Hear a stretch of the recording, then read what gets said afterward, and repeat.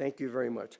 So my first question, I'll start with Dr. McCoy and then go to Dr. Jones, is how did we get to the situation where the system is more secure than ever, but confidence, as people before have mentioned, is lower? And it may be worthwhile to think about this in historical perspective, and especially Dr. McCoy, you have looked at this issue in many different countries, so your perspective comparatively would be of great use to us. Yeah, thank you.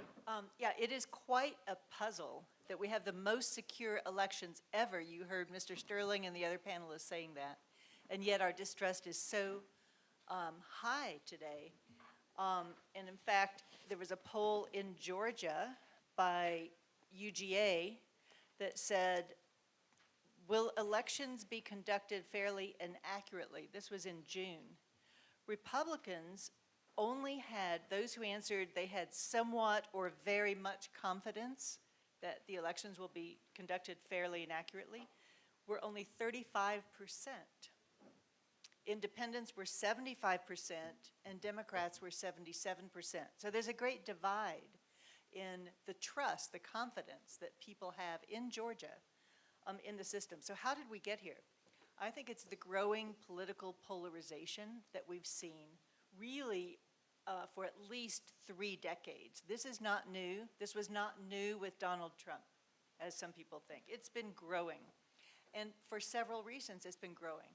The first one I would say are the really major changes that we've seen in this country to our values and to the rights of different groups of people that in the past didn't have those rights. So going back to the 1960s with the Civil Rights Movement and African Americans getting their rights in law, women in the women's movement in the 70s, gay rights in the 1990s and the 2000s, the big fight, those kinds of new rights actually made some other people scared because they were afraid that as some people who had been more subordinated were coming up and getting more equal rights, that might take away the rights that the other groups, the more dominant groups, had. And the problem there is looking at things as a win-lose situation instead of a win-win situation. And that's what we've got to do, is look at win-win. If we all have equal rights, we can all win. But a second reason why we're more polarized is we actually have closer elections. As we know, we're in a swing state. We're one of 7 swing states. We don't know. It's hard to predict the outcome. But we have close elections and a winner-take-all system. It's the way our election system is set up, the way we elect our representatives to Congress is unique, almost unique around the world among democracies. And I want to come back to that when we talk about possible solutions, because that is something that we should really look at. But it makes our elections very high stakes. And that's why I think we're seeing this intimidation that the first panel was talking about.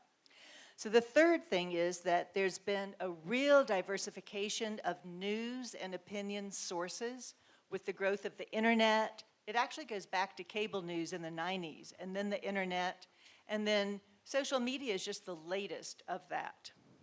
The fourth is really divisive political rhetoric. This is real, what I call pernicious political polarization.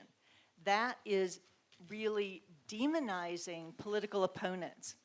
And I'm sorry to say it is lopsided, and I would say one of Georgia's own sons actually started the trend in the 1990s, Newt Gingrich, when he became Speaker of the House in the US Congress, and gave instructions to his Republican legislators to be confrontational and to demonize Democrats. And we've had this kind of language going since then.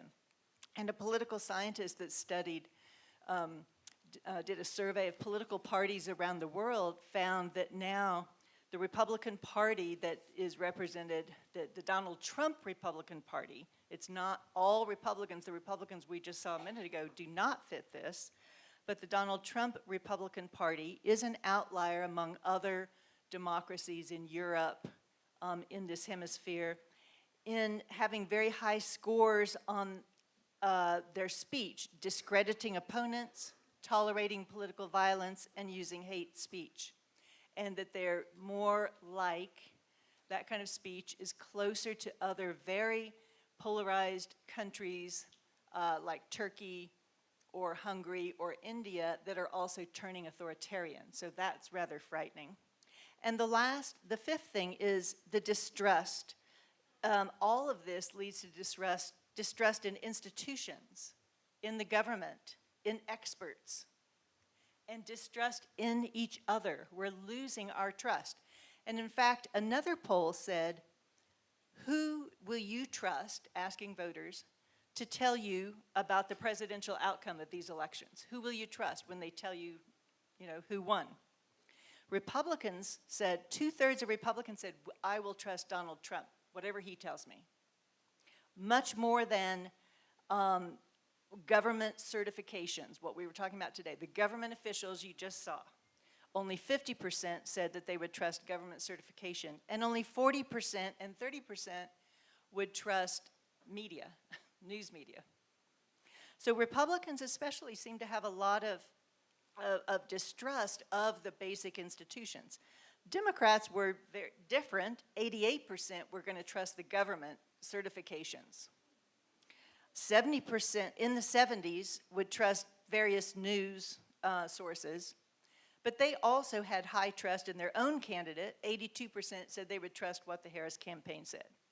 So we're divided on these things, and this is just a real problem. And the polarization that's been growing, then the last factor I want to say, the catalyst today for this distrust is the recent thing, starting with Donald Trump's rejecting the election results in 2020, making bogus claims of fraud, and today even sowing the seeds for distrust before the elections.